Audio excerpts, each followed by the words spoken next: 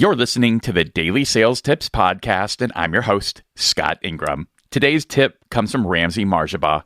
Ramzi has been a sales engineer since 2014 and started the We the Sales Engineers podcast in 2018 as the first resource that SEs can consistently turn to for weekly content.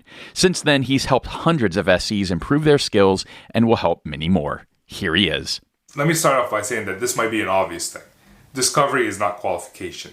And some people may already know that, but I've been invited by so many salespeople throughout my career to a discovery call, which turned out to be a qualification call mixed with some discovery, and then a forced demo towards the end. But the qualification and discovery solve two totally different purposes. And if the salesperson is knowledgeable enough in the technology and the products, sure, they might be able to pull it off. But in my experience, more often than not, a sales engineer will be pulled into a meeting. Now, if you need a sales engineer to be on the meeting, then being pulled into a qualification call is a waste of almost everybody's time. A qualification call is a 15-minute call to figure out if they have budget, if they have influence, or are they tire kickers.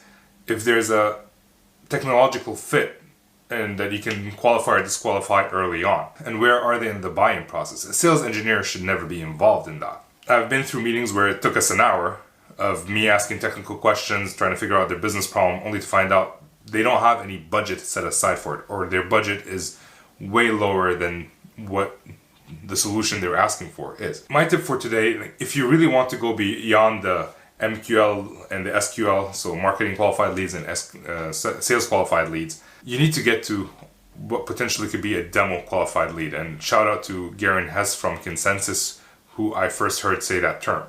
And the whole point of that is to get the customer to try out the product early on in the sales process or see the product early on in the sales process without wasting a sales engineer's time. If it's the same demo over and over, and you can just pre-record it and send it to the customer. And there are many software that do that. I'm not affiliated with anybody. I know a lot of them. Go Consensus, Walnut, Reprise, Navtech, Snackwise. So if you're not familiar with these, you might want to check them out. Final statement of the day, do a proper qualification and save your SE to when you really need your sales engineer versus just shoving them into every meeting because they might not show up. For links to check out We the Sales Engineers and to connect with Ramzi, just click over to DailySales.Tips/1016. Once you've done that, be sure to come back tomorrow for another great sales tip. Thanks for listening.